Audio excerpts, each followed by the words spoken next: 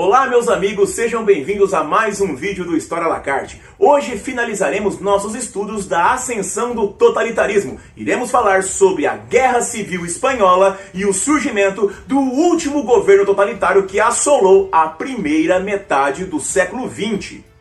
Meus amigos, a Espanha até hoje ela possui uma série de problemas de identidade nacional. Se nós observarmos, nós temos ali justamente que a Espanha surgiu lá ainda no século XV, por meio de invasões, conquistas, e lá em 1492 a Espanha surge definitivamente com a união do Reino de Leão com o Reino de Castela. Mas existem locais, existem regiões da Espanha que até hoje não ainda aceitaram essa nacionalidade de espanhol, por exemplo. Podemos citar ali justamente ali o País Basco, que até hoje, até a atualidade, ainda possui ali uma identidade particular muito própria. Nós temos ali a região da Catalunha, né, ali, que uma identidade particular muito própria, onde vira e mexe, constantemente temos ali movimentos de tentativa de independência e de separação. Essa questão das várias multiplicidades, dessa questão das várias culturas, regionalidades, sempre foi um problema ali na região da Espanha. Nesse quesito, nós temos ali que essas múltiplas vertentes, múltiplas visões serão ainda aprofundadas ali no pós-Primeira Guerra Mundial. No pós-Primeira Guerra Mundial, meus amigos, nós temos que a Espanha, assim como todos os outros países que nós falamos isso, que a Primeira Guerra Mundial afetou a Itália, a Primeira Guerra Mundial afetou a Rússia, a Primeira Guerra Mundial afetou a Alemanha, ou seja, a Primeira Guerra Mundial afetou uma quantidade muito grande de países. A Espanha não foi diferente. A Espanha era um governo monarquista. Quem governava a Espanha naquele momento era justamente Afonso XIII. Afonso XIII realizava ali o seu governo, que estava realmente prejudicado.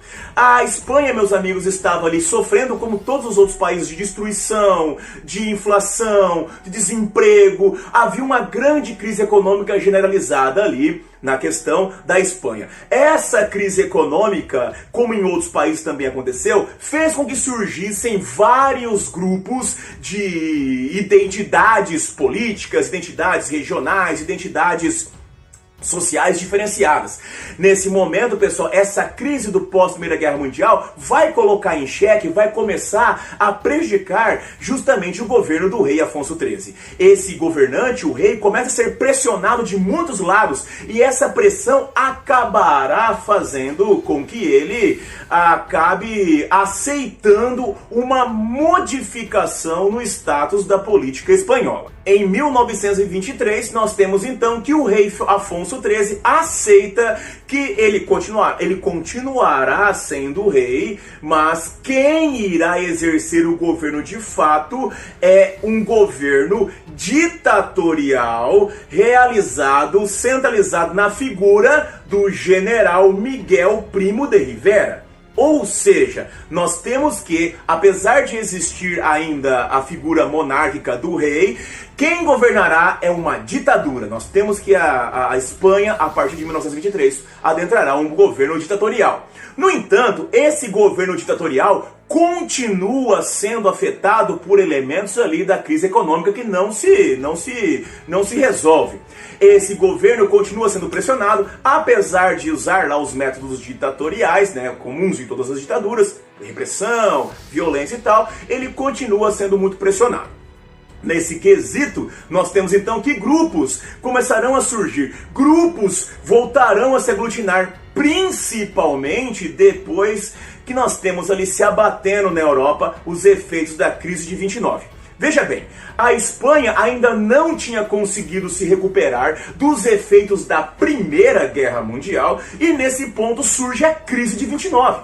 Nesse quesito nós temos então que os movimentos, políticos, sociais que surgiam voltam a fazer pressão na Espanha. Nós temos ali monarquistas, comunistas, socialistas, conservadores, nacionalistas. Nós temos esses grupos ali em ebulição ali na questão da Espanha. Cara, essa ebulição é tão grande que em 1930 nós temos a deposição da monarquia e também a finalização da ditadura.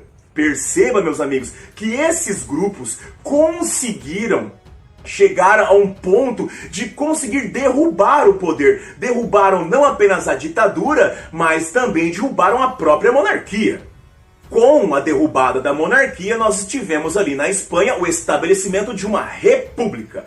Esta república está justamente empenhada na realização de reformas populares. Afinal de contas, a Espanha está passando por graves e poderosas crises econômicas. Essas reformas populares, meus amigos, estão principalmente focadas em temas como reestruturação econômica, mas um ponto central é a questão da reforma agrária. E é justamente nesse momento onde nós temos o surgimento da reforma agrária que os partidos mais conservadores, principalmente grupos que eram detentores de terra, a elite detentora de terra, principalmente resquícios de uma elite, digamos, uma elite tradicional da Espanha, começam a tomar corpo. Isso vai causar uma polarização política muito mais intensa e muito mais fortalecida ao longo da década de 30 na Espanha. Essa polarização ela vai acabar aglutinando no surgimento de dois fortes grupos políticos, dois partidos políticos muito fortes, muito intensos. Nós temos o surgimento da Falange. A Falange, meus amigos, eram formadas ali justamente por nacionalistas conservadores, provenientes de áreas agrícolas da Espanha, onde nós temos ali principalmente indivíduos que queriam modelar e continuar conservando o status quo espanhol. Esses nacionalistas, eles estão ali principalmente, são resquícios, herdeiros daquelas elites tradicionais, dominadoras, que sempre exerceram o poder na Espanha. Esses grupos eram formados por algumas entidades. Nós temos ali que quem apoiava a Falange, principalmente nós temos ali grupos ultraconservadores da sociedade, os grandes empresários, os grandes fazendeiros, já que principalmente era fruto ali das áreas agrícolas, mas nós tínhamos também ali alas muito conservadoras do exército e nós temos ali também o apoio internacional. A Falange era um partido principalmente de inspiração, de influência fascista. E como nós já sabemos, neste momento, década de 30, nós já temos ali consolidado na Europa partidos fascistas no poder. Dessa forma, a Falange possuía apoio internacional por parte, principalmente, da Itália fascista e principalmente da Alemanha nazista. Ao contrário da Falange, nós temos ali, ao contrário, assim, contrário aos interesses conservadores. Por que nós falamos conservadores? Porque o grupo da Falange principalmente estava tensionado a conservar a identidade política, a conservar a estrutura política que já havia existente na Espanha desde muito tempo. Por isso nós temos então o que nós chamamos o grupo Falange de conservador. E justamente por ser ultraconservador, ele está apoiado ali pelas tendências conservadoras fascistas e nazistas. Bom, contra essa questão, nós falamos que a Espanha nesse momento está passando por uma polarização e é justamente que nesse momento surgirá a chamada Frente Popular. A Frente Popular, meus amigos, ela tinha grande poder principalmente nas áreas industrializadas. Por que áreas industrializadas? Porque, meus amigos, a Frente Popular é principalmente focada ali no apoio dos trabalhadores proletários que se organizam nesse momento. Nós temos então que a Frente Popular ela possui ali inclinações de grupos socialistas, de grupos anarquistas, de grupos comunistas. Esse grupo da Frente Popular é o que está mais empenhado nas reformas populares. Por isso falamos que a Frente Popular era justamente ali um grupo reformista. A Frente Popular também terá apoio internacional, mas como nós veremos no futuro, esse apoio nem se compara com o que a Falange teve. Quem é o que está oferecendo apoio internacional? É justamente ali a União Soviética, que está ali tentando ali justamente expandir ali a revolução por meio da chamada Internacional Socialista. Como nós veremos, essa polarização política ela vai se concentrando, ela vai se aglutinando, ela vai se fortalecendo até que chegará o ponto de ruptura. essa ruptura vai acontecer justamente a partir de 1936. 1936, meus amigos, nós tivemos eleições na Espanha. Eleições onde principalmente nós tínhamos a oposição Falange contra a Frente Popular. Essa oposição Falange versus Frente Popular vai acabar com a vitória das eleições da Frente Popular. No entanto, essa vitória da Frente Popular não irá durar. Por quê? Porque a Falange, liderada pela figura do general Francisco Franco, irá promover um golpe de Estado. E é justamente nesse momento que surge a Guerra Civil Espanhola. Meus amigos, por que guerra civil? Porque nós temos um grupo, a Falange, principalmente, que é o exército espanhol. Você fala, mas professor, se é o exército, não é civil. Pois é. Se de um lado do conflito você tem o exército, que é a Falange, do outro lado você tem principalmente a sociedade civil, que era a Frente Popular. Nesse quesito, então, estabelece-se a Guerra Civil Espanhola, que vai durar 3 anos. Nós temos ali, pessoal, que classicamente a Guerra Civil Espanhola ela é vista como um teste, um rascunho para a Segunda Guerra Mundial. Por quê? Perceba. A Guerra Civil Espanhola vai de 36 a 39. A Segunda Guerra Mundial começa em 39 e vai até 45. Mas por que ela é o rascunho? Por causa das datas? Não apenas isso. Perceba, nós temos na Guerra Civil Espanhola 2 grupos. A Falange, de apoio e influência fascista, e a Frente Popular, de apoio e influência socialista.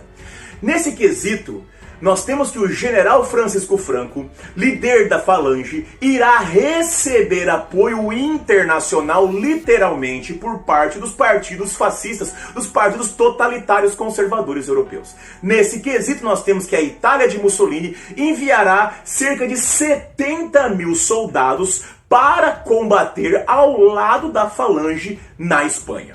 Além disso, nós temos que a Alemanha nazista enviará não apenas soldados, mas enviará, além de soldados, munições, equipamentos, mas a principal atuação da Alemanha na Guerra Civil Espanhola é a utilização da Luftwaffe, a Força Aérea Nazista. A Força Aérea Nazista irá justamente colocar ali em prática uma nova estratégia militar que será conhecida como Blitzkrieg ou Guerra Relâmpago. É famosíssima a atuação da Força Aérea Nazista justamente no bombardeio da cidade de Guernica. Guernica era uma cidade que era apoiadora da Frente Popular e vai ser praticamente avassalada, praticamente destruída por completo pelas a Força Aérea Militar Nazista. É justamente por base nesse bombardeio dessa atuação da Força Aérea Nazista que Pablo Picasso vai pintar talvez uma das mais célebres de suas pinturas, que é o mural intitulado Guernica, que é justamente uma homenagem às pessoas, né, que foram assassinadas pelo bombardeio nazista. Em Guernica, no painel de Picasso, é possível ver as pessoas em sofrimento, é possível ver a destruição, é possível ver todo o morticídio e a dor causada por essa questão. Mesmo Guernica sendo um mural cubista, ele é tão significativo que, mesmo sendo cubista, é possível ver a dor e o sofrimento das pessoas. Bom, você deve estar se perguntando, é só por isso? Não, veja só, gente. Da mesma forma que a Falange obteve apoio internacional, a Frente Popular também obteve apoio internacional. Só que o apoio da Frente Popular foi um pouquinho diferente. Nós temos que a União Soviética, a Internacional Socialista, vai enviar equipamento, vai enviar manutenção, vai enviar munição para os indivíduos da Frente Popular. Mas a principal questão é a ação de grupos voluntários que virão de todas as partes do mundo para lutar ao lado da Frente Popular contra a Falange. Nós temos, meu amigo, que justamente uma das questões dos ideais socialistas é justamente da internacionalização. O trabalhador, o proletário, ele não tem uma pátria, ele é um trabalhador e dessa forma ele deve auxiliar a manutenção de um governo proletário em todo lugar. A Guerra Civil Espanhola, ela existe justamente nesse quesito dessa oposição entre um governo que venceu as eleições, que foi o governo que era da Frente Popular, e um governo que não aceitou a derrota, e um grupo que não aceitou a derrota da Falange, que dá um golpe de Estado. Essa guerra durará 3 anos, e nesses 3 anos nós veremos que a Falange sairá vitoriosa. O apoio internacional oferecido pelos nazistas, o apoio internacional oferecido pelos fascistas é muito significativo, é muito maior do que o apoio ofertado pela União Soviética. A União Soviética, como vocês viram lá na questão do vídeo de União Soviética, o vídeo de stalinismo, ela estava passando por uma reestruturação. Em 1930 e poucos ali, nós temos os planos quinquenais sendo estabelecidos na União Soviética, mas a União Soviética teve crises de fome, o grande expurgo, então a União Soviética não estava com essa bola toda, até porque a identidade ideológica de Stalin lembra, revolução em um só país. Vamos consolidar a revolução primeiro na União Soviética, vamos transformar a União Soviética na grande potência e depois nós vamos fazer isso. Então, na cabeça do Stalin, ele tem que consolidar a União Soviética primeiro. Por isso que ele não oferece tanto apoio assim para os espanhóis. Em 1939, nós temos a vitória da Falange, liderada por Francisco Franco, e o estabelecimento de um governo totalitário chamado franquismo. O franquismo, meus amigos, é um governo ditatorial totalitário nos mesmos moldes exercidos ali justamente pelos governos fascistas, pelos governos nazistas. Como bom governo totalitário, ele vai implementar os métodos tradicionais de dominação: controle dos meios de comunicação, perseguição aos opositores, perseguição, fechamento dos partidos políticos. Nós temos o controle da educação, o controle ideológico da população espanhola. Estima-se, que entre 400 mil a 1 milhão de pessoas tenha morrido durante a Guerra Civil Espanhola. Entre espanhóis, entre agentes internacionais, estima-se que por média de 1 milhão de pessoas.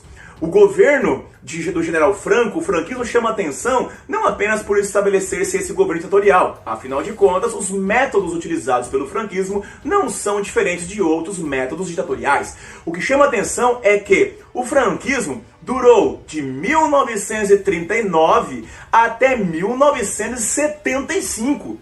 Ou seja, ele foi muito mais longevo de que seus, digamos, os seus primos, fascismo e nazismo. O franquismo estabeleceu-se 20 anos a mais, 30 anos a mais do que o próprio nazismo. Ele sobreviveu até o final da Segunda Guerra Mundial, que com o final da Segunda Guerra Mundial, estudaremos no futuro, essas vertentes totalitárias, elas acabam ficando assim feias, elas acabam ficando muito perseguidas e indignas. Afinal de contas, o totalitarismo era a característica do fascismo e do nazismo e foi destruído ali na Segunda Guerra Mundial. O franquismo nos chama atenção justamente por perpetuar-se ainda muito além do que os outros governos totalitários de cunho fascista.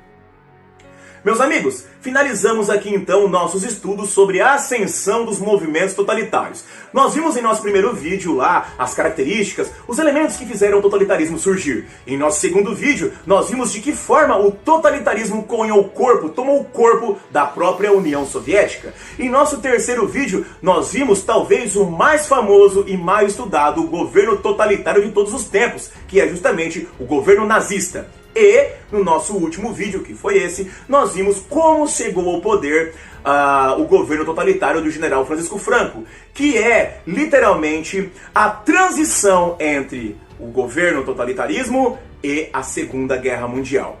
Meus amigos, finalizamos aqui nossos estudos. Não se esqueça, se esse vídeo te trouxe informações interessantes, se você gostou, compartilhe, assine o canal, ative o sininho para receber novas informações e ajude o História à la Carte a crescer e se tornar um canal que pode ajudar não apenas você, mas muito mais pessoas por aí.